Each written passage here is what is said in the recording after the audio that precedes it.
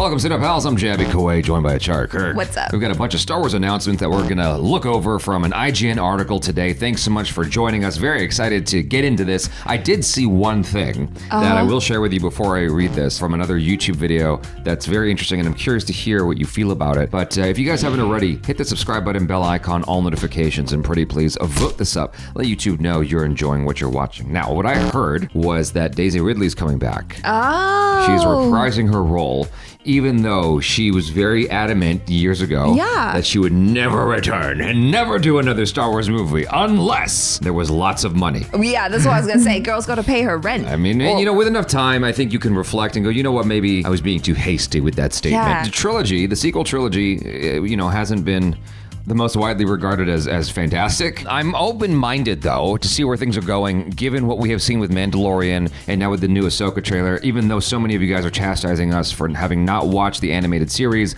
leading up to Ahsoka, even without all the knowledge of what we need to fully appreciate Ahsoka, this series coming out, which is basically season 5 of Rebels. I hear you all saying the same thing. Yeah. Even though, I don't have all that knowledge, it's still very exciting. It looks really, really, really cool, and I'm very excited, even without all that information. And the thing that I really appreciate about the Star Wars shows is that they're very good at finding that balance between making it really fun for people who have been following all the content, but they still make it super accessible to people who are seeing it for the very first time and just like what they're seeing. So this article came out less than 3 hours ago. Star Wars fans are rarely starved for good content these days. That's right. They're always looking ahead for what's next, whether it's hotly anticipated Disney Plus shows like The Mandalorian Season 3, which has just arrived, or Star Wars Ahsoka. Ahsoka. I said it correctly the first 8 times. But anyway, when I see the H in there, my brain goes. And while the franchise is in the middle of a big screen hiatus, there are more Star Wars movies on the horizon too. Oh. Skeleton Crew. So this, from what I heard, it's almost like Star Wars Stranger Things with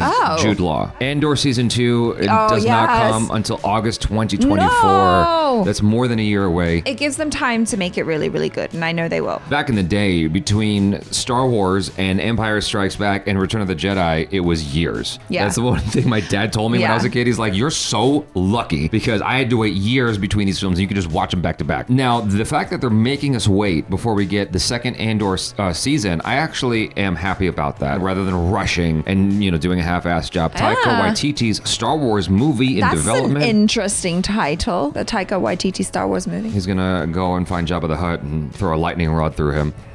That's a Love and Thunder reference if you haven't seen that movie. Taika Waititi's kind of on notice.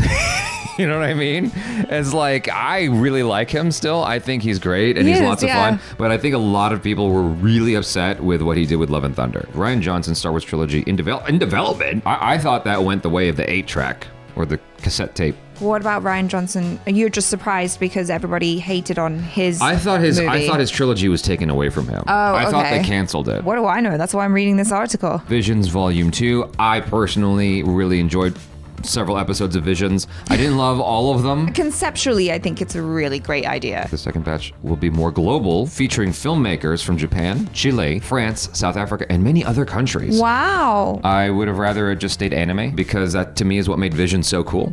Yeah. But I'm going to keep an open mind. I'm excited to see what sort of animation is coming out of different countries. We are more used to watching anime or that kind of style, but I see some stuff here from Korea as well. I'm very curious about what they're doing in Africa. That is interesting. It's just that we had to wait so long to get a Star Wars anime thing, and now it's like, okay, now we're going to move on to other things. I'm like, no. They're like, let's get more of that. That seems so cool. Star Wars Young Jedi Adventures animated TV series. That looks very cute, just from the font alone. Young Jedi Adventures will follow younglings as they learn the ways of the Force and, according to Lucasfilm, become Jedi. Compassion, self-discipline, teamwork, patience, and friendship. Oh, that sounds so cute already. And the total inability to detect when the dark side is near. There. So when Sith Lords are nearby. Hello, let's be friends. Become part of the council and become head of the council. Take over the Republic. essential Ahsoka Tano stories to watch and read. The series will be set in the same era as The Mandalorian itself. It'll likely revolve around her hunt for Grand Admiral Thrawn, as teased on The Mandalorian. Hayden Christensen will also appear as Anakin Skywalker following his appearance on Obi-Wan Kenobi, though whether he'll appear as a Force ghost or via flashback scenes is unclear. The show's cast also includes Ray Stevenson as an unknown villain, Natasha Liu Bordizzo as Ahsoka's Mandalorian comrade, Sabine Wren, and Mary Elizabeth Winstead. God damn it.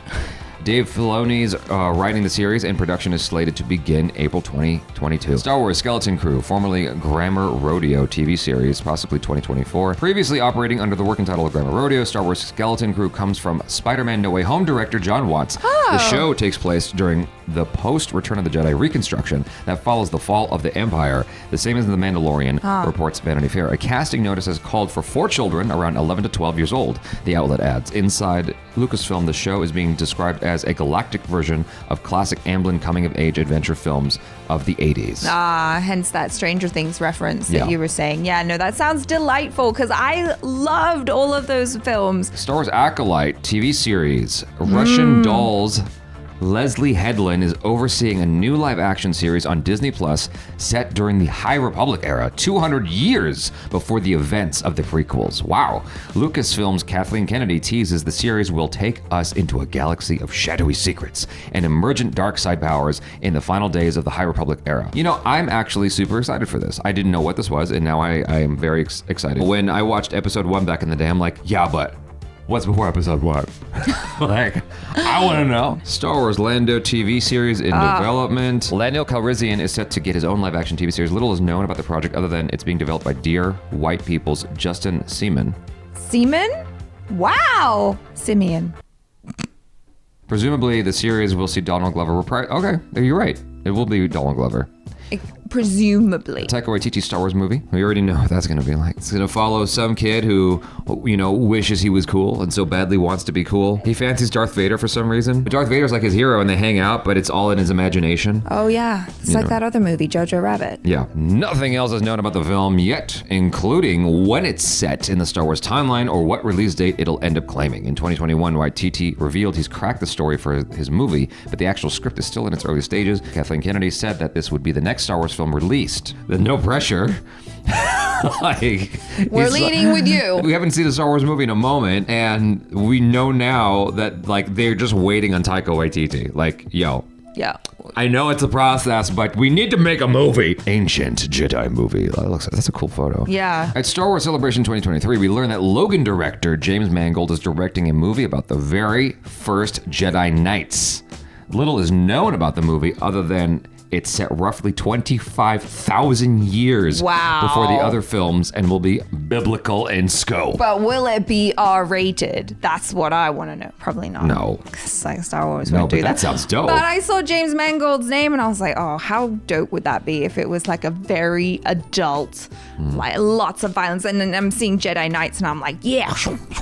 Sharmeen Obaid-Chinoy's Jedi Order movie in development. This is the one with Daisy Ridley. Daisy Ridley will return to reprise the role of Rey Skywalker, with the film focusing on Rey's efforts to rebuild the Jedi 15 years after the final battle with Emperor Palpatine. It's expected that other actors from the sequel trilogy will also return. And maybe, you know, Oscar Isaac and, what's his name? John Boyega. That's right. Yeah.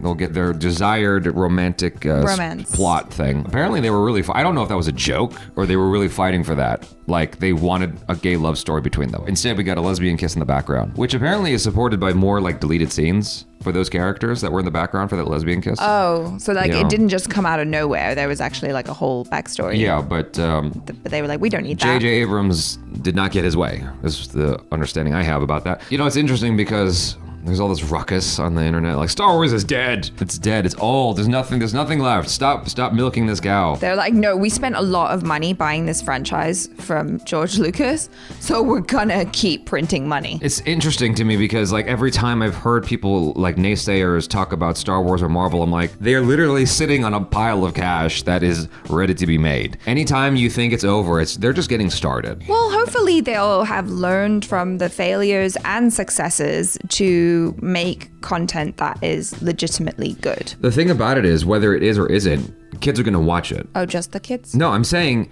even if it's not something that adults appreciate, kids will watch it. And over time, kids will look back on it and be like, I like the Super Mario Brothers movie. I'm talking about the one from when I was a kid. So all I'm driving at, ultimately, to summarize my point, is that even if the films are not remarkable, even if the shows are not remarkable, kids growing up with it will enjoy it and buy the merch and all that stuff. And that's what matters at the end of the day. Sure. You guys, thanks so much for hanging out with us. I'm very excited, very much looking forward to all of this stuff, especially like the prequel to Star Wars stuff. The one that's set 200 years before and 25,000 years before. Yeah. That's the thing I'm most excited about besides Ahsoka, even though I haven't watched Rebels. Be quiet. Thanks so much for hanging out. I'm Chavi Koi. This is A Jawa Cook. Peace out.